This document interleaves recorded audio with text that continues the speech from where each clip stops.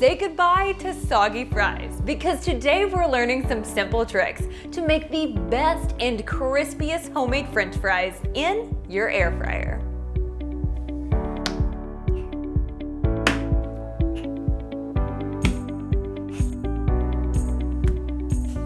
Hey there, I'm Lena Brazil from Evolving Table, and whether you've already tried and failed, or maybe you just want to get those super crispy fries the first time around, then you're in the right place. We'll be learning how to cut potatoes into fries, why it is absolutely necessary to soak your fries before cooking, as well as the perfect way to place them into your air fryer so every single bit of those spuds crisp up beautifully. So if you're ready to get to air frying, then come on in and let's get started.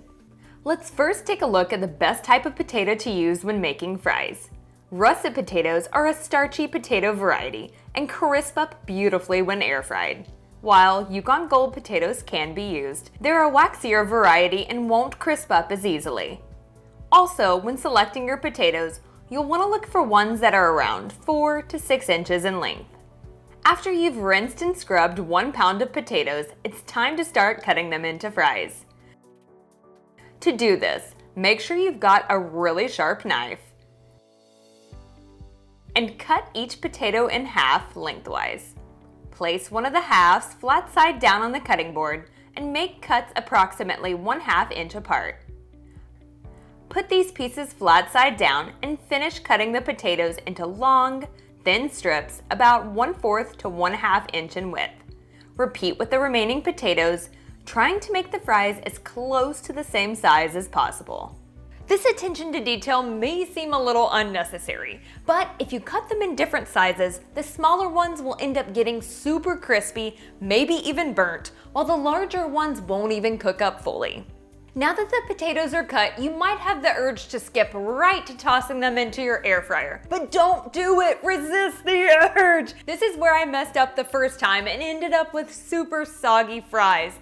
So instead, what I want you to do is place all of those fries into a large bowl and fill it up with cool water. Let the potatoes soak for at least 20 to 30 minutes. Doing this allows that starchy outer coating to actually come off of our potatoes. So when you add your fries to the air fryer, they will crisp up easily. Once those have soaked, drain the water from the fries and dry them thoroughly with a dish towel.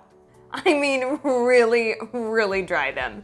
If any water is left on the fries, they will come out soggy instead of crispy. Add the cut potatoes to a large bowl. Drizzle with 1 tablespoon of oil and sprinkle with some salt. About 1/2 teaspoon per pound of fries is enough to start with.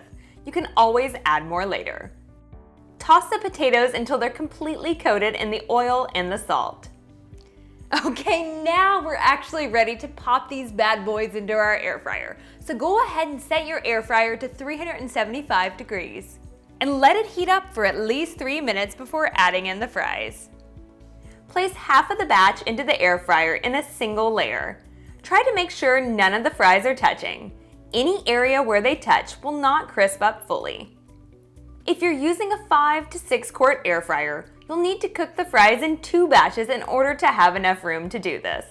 I already know all of you planners are thinking, how am I gonna keep all of my fries warm while I'm cooking them in batches? I know, because I did this too.